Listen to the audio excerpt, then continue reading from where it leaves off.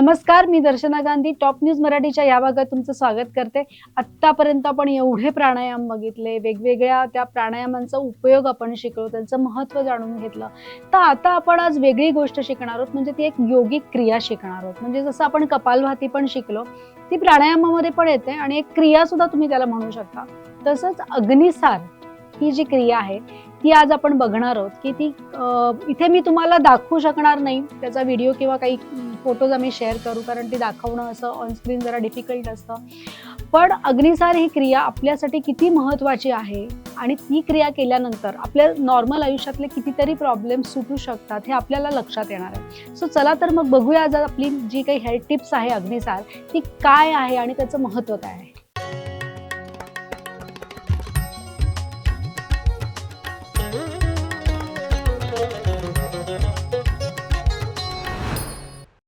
जसं की मी तुम्हाला सांगितलं की अग्निसार ही एक योगिक क्रिया आहे. त्यांनी आपल्या पोटावर किंवा आपल्या पचनशक्तीवर जास्त ती परिणाम करते. अग्नी म्हणजे काय, तर आपला जठर अग्नी. आणि आपली त्याच्यामुळे काय होतं, तो अग्नी जो आपण निर्माण करतो पोटामध्ये त्याच्यासाठी एक विशिष्ट क्रिया करतो, त्यांनी काय होतं की आपल्या पचन संस्थेवर त्याचे जास्तीत जास्त चांगले परिणाम होतात. म्हणजे कितीतरी आपण वेगवेगळ्या प्रकारचं अन्न खात असतो आणि तुम्हाला काय वाटतं की ते सगळं व्यवस्थित पचन होतं आणि व्यवस्थित ते डायजेस्ट होऊन सगळं तुमचं शरीर व्यवस्थित राहतं, असं नसतं. आपली पचनशक्ती ही व्यवस्थित काम करत नसल्यामुळे आपल्याला वाताचे प्रॉब्लेम होतात, गॅसेसचे प्रॉब्लेम होतात किंवा पोट जड होणं, पोट फुगणं किंवा ब्लोटिंग सतत बायकांना असतं. किंवा आपण जे काही फूड, आपली लाईफस्टाईल आजकाल इतकी वेगळी आहे की आपण जे फूड खातो ते 100% पचत नाही.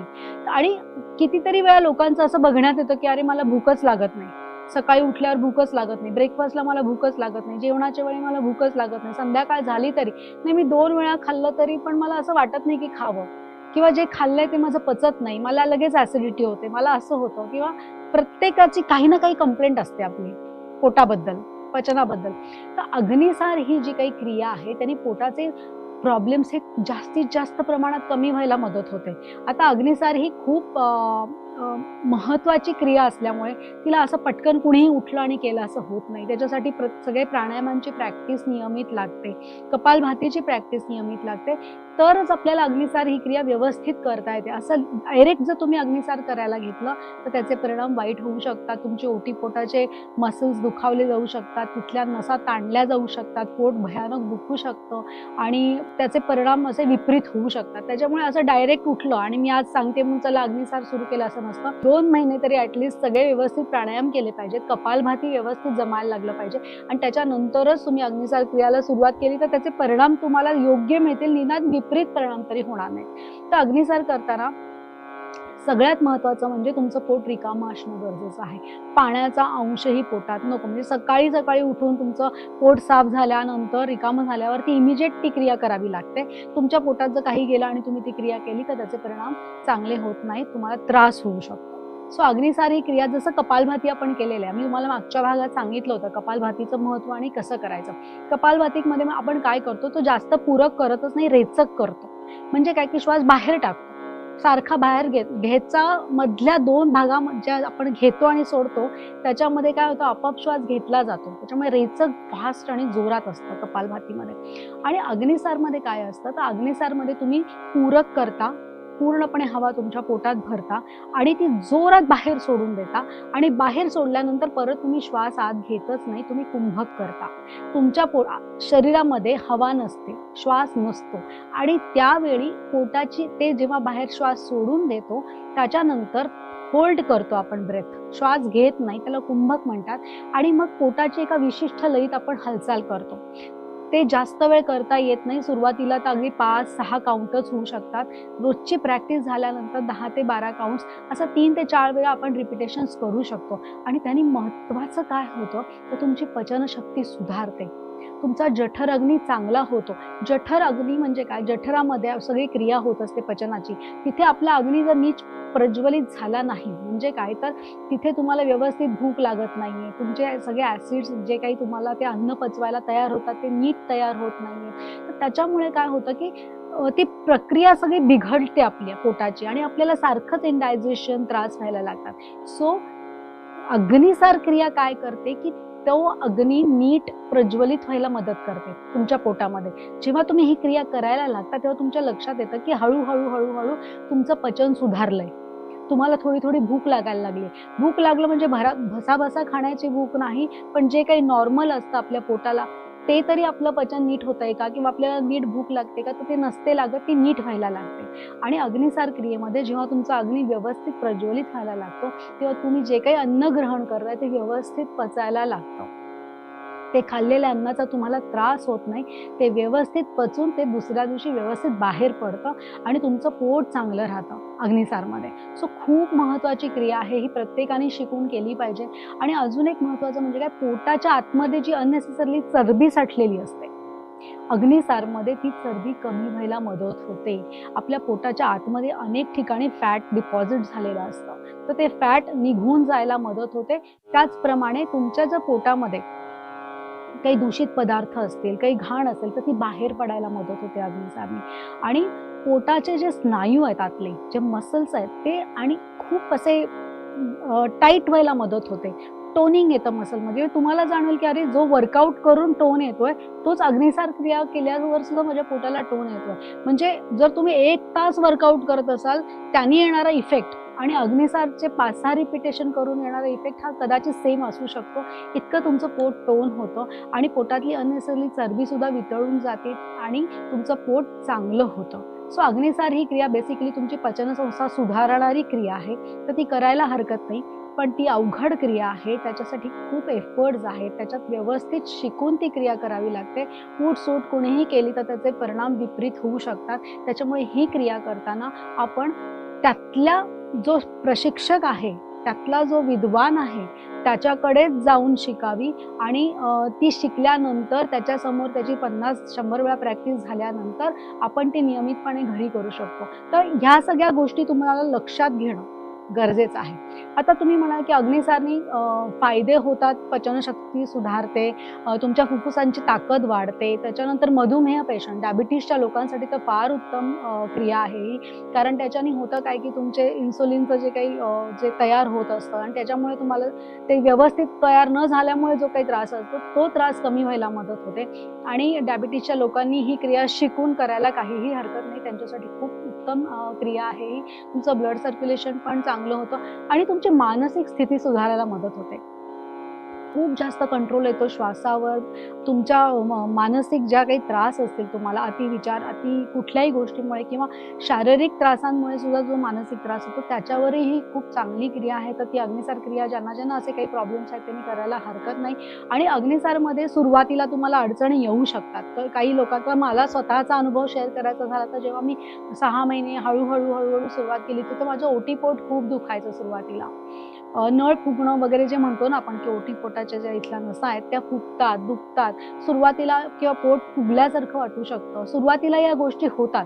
कुठलीही क्रिया ही अवघड असते आणि ती आपल्याला येईपर्यंतचे काही परिणाम होत असतात. त्याच्यामुळे पोट दुखणं किंवा पोट फुगणं किंवा थोडंसं अनइझी वाटणं ह्या गोष्टी होऊ शकतात. आणि दुसरी सगळ्यात महत्त्वाची काय गोष्ट होते, तर अग्निसार जेव्हा तुम्ही नियमित करायला लागता, अग्नी जेव्हा निर्माण व्हायला लागतो तुमच्या पचनसंस्थेमध्ये, जठरामध्ये, तर उष्णता तुमच्या पोटात वाढते. खूप जास्त उष्णता वाढते. म्हणून तर पोटात काही कृमी असतील, घाण असेल, जीवाणू, विषाणू असेल, ते बाहेर कशामुळे पडतात, मरतात, की उष्णता भयानक निर्माण होते अग्निसार क्रियेमध्ये. आणि ती उष्णता जर हँडल झाली नाही, त्याच्यावर जर आपण काही सोल्युशन केलं नाही, तर आपल्याला उष्णतेचे विकार होऊ शकतात. म्हणजे की फोड येणं किंवा बेंड येणं किंवा तोंड येणं, ह्या गोष्टी अग्निसार क्रिया करताना काही लोकांना ह्याचा अनुभव येतो की भयानक उष्णता वाढलेली आहे. त्याच्यामुळे अग्निसार क्रिया करताना या गोष्टींकडे लक्ष देणं, त्यांची व्यवस्थित माहिती काढूनच अग्निसार क्रिया करणं खूप महत्त्वाचं आहे. जसं की मी तुम्हाला सांगितलं, अग्निसार क्रियेचे खूप फायदे आहेत. तर अजून काय फायदे म्हणजे वेट मॅनेजमेंट. ज्यांना खूप वेट लॉसमध्ये इंटरेस्ट आहे किंवा असं वाटतं की माझ्यामध्ये फॅट खूप आहे, तर अग्निसार क्रिया केल्याने वेट मॅनेजमेंट करायला किंवा वेट कमी करायलाही अग्निसार क्रियेने उपयोग होतो. त्याचप्रमाणे जर अग्निसार क्रिया तुम्ही तुम्ही जर बघाल, आता जेव्हा तुम्ही बघाल, तुम्ही शिकाल, तेव्हा तुमच्या लक्षात येईल की तुमचं रक्त शुद्ध व्हायला मदत होते, तुमचं शरीर शुद्ध व्हायला मदत होते. कारण इतका जठर अग्नी आणि शरीरामध्ये अग्नी निर्माण होतो, उष्णता निर्माण होते, ऊर्जा निर्माण होते की ते तुमचं शरीर आतनं शुद्ध करून टाकतं. जसं की मी तुम्हाला सांगितलं, कपालभाती आणि अग्निसारमध्ये एकच फरक आहे की आपण कपालभातीमध्ये पूरक करत नाही, रेचकच करत असतो. आणि अग्निसारमध्ये आपण काय करतो की आपण अग्निसारमध्ये पूर्ण श्वास आत घेतो, त्याच्यानंतर पूर्ण श्वास जेव्हा बाहेर सोडतो, त्याच्यानंतर आपण पोट पूर्णपणे आत खेचून घेतो. म्हणजे इतकं खेचून घेतो की आपले लंग्स ऑलमोस्ट दिसायला लागतात आणि आपलं पोटाचे स्नायू, पोट जे असतं ते लूज पडतं आणि ते लूज पडल्यानंतर त्याची एक लयबद्ध हालचाल आपण करतो आणि त्याच्यानंतर त्या लयबद्ध हालचालीमुळे शरीरात उष्णता निर्माण होते. तर अशा प्रकारे ही अग्निसार क्रिया आहे आणि हे कुणी करायचं नाही. अग्निसार क्रिया, प्रत्येक क्रिया आणि प्रत्येक गोष्ट एखाद्याला चालते, एखाद्याला नाही चालत. तर ती कुणाला नाही चालत, तर प्रेग्नंट ज्या स्त्रिया आहेत त्यांना अजिबात नाही चालत. गर्भवती स्त्रियांनी हे अजिबात करू नये. अग्निसार क्रिया, कपालभाती सुद्धा त्यांना अलाउडच नाही आहे. त्याचप्रमाणे हार्ट पेशंटनी नाही करायचे. त्याचप्रमाणे ज्यांना हर्नियाचं ऑपरेशन झालेलं आहे किंवा हर्नियाचा त्रास आहे त्या लोकांनी सुद्धा ही क्रिया करायची नाही. किंवा खूप जास्त ज्यांना बीपीचा त्रास आहे त्या लोकांनी पण ही क्रिया करायची नाही. आणि जे शारीरिक वीक आहेत, ज्यांना काही वेगवेगळे आजार आहेत आणि त्यांच्या शरीरात तेवढी ताकद नाही किंवा त्यांचं तेवढं बळ नाही, अशा लोकांनी, वीक लोकांनी शक्यतो ही क्रिया टाळावी. त्यांनी कपालभातीपर्यंत केली तर चालेल, पण गर्भवती स्त्रियांना अजिबात नाही, हार्ट पेशंटनी अजिबात नाही करायची, हर्नियाच्या पेशंटनी अजिबात नाही करायची. कारण ओटी पोटावर भयानक ताण येतो आणि त्याच्यामुळे त्यांच्यासाठी या क्रिया चांगल्या नाही आहेत आणि त्यांना त्याचा विपरीत परिणाम त्यांच्यावर होऊ शकतो. जसं की मी तुम्हाला सांगितलं, कपालभातीमध्ये आणि अग्निसारमध्ये उष्णता निर्माण होते, शरीरामध्ये ऊर्जा निर्माण होते आणि ह्या क्रिया केल्यानंतर काय काय जे त्रास होतात मी तुम्हाला सांगितलं की तोंड येणं, बेंड येणं किंवा उष्णतेचे विकार थोडे काही दिवस बॉडीला सूट होईपर्यंत या गोष्टी होतात आणि नंतर त्या होणं बंद होतं. पण नवीन क्रिया असते, नवीन गोष्ट असते, त्यामुळे शरीरालाही त्याचं ते सहन होणं किंवा शरीराला ते मान्य करणं जरा वेळ जातो. त्या उष्णतेचे जे विकार होतात तर ते टाळण्यासाठी किंवा ते होऊ नयेत किंवा त्याचा त्रास कमी व्हावा म्हणून काय करायचं हे आता मी तुम्हाला पुढच्या एपिसोडमध्ये सांगणार आहे की जेव्हा कपालभाती आणि अग्निसारमध्ये उष्णता वाढते तर ती उष्णता कमी करण्यासाठी काय टिप्स आहेत आणि ते करताना तुम्हाला जर त्याचा त्रास झाला किंवा तो त्रास होऊ नये, तो टाळता यावा म्हणून काय करावं, ह्याची हेल्थ टिप्स जी आहे, याच्याबद्दल ज्या काही माहिती आहे ती मी नेक्स्ट एपिसोडमध्ये किंवा नेक्स्ट जी आपली हेल्थ टिप असेल त्याच्यामध्ये सगळी माहिती पुरवणार आहे. तर आय होप की तुम्ही आम्ही तुम्हाला जी काही आज माहिती पुरवली आहे ती तुम्ही माहिती पूर्णपणे घेतली असेल पॉझिटिव्हली आणि त्याच्यावर तुम्ही अजून स्वतःचं रिसर्च करा, स्वतः तुमच्या शरीराला काय कशाची गरज आहे ते बघून करण्याचा प्रयत्न करा, शिकून करा आणि चांगले हेल्दी राहा. आमच्या चॅनलला लाईक आणि सबस्क्राईब करायला विसरू नका आणि माझा नंबर हा कायम स्क्रीनवर दिलेला असतो. तुम्हाला जर काही प्रॉब्लेम असेल, काही तुमचे प्रश्न असतील तर तुम्ही कधीही त्या नंबरवर कॉल करू शकता. नमस्कार.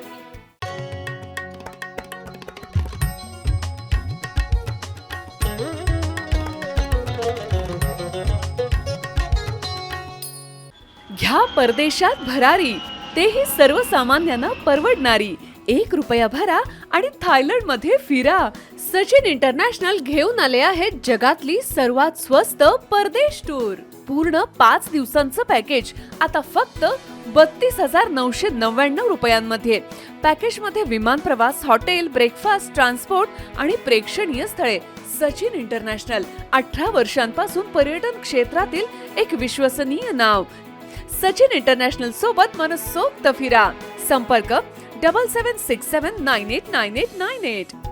चाटे स्कूल प्री प्रायमरी पासूनच करून घेतं फाउंडेशन पक्क करण्याची तयारी. म्हणूनच चाटे शिक्षण समूहाच्या कित्येक विद्यार्थ्यांनी घेतलीये करिअर मध्ये उंच भरारी. 2025-26 या शैक्षणिक वर्षाकरिता आपल्या पाल्याचा आजच प्रवेश घ्या.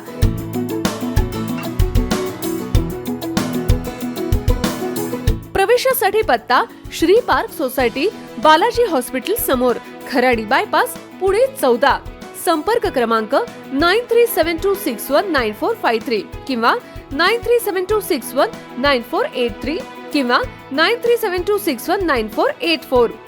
फाउंडेशन उत्तम, प्रगती सर्वोत्तम. Chate foundation, no tension.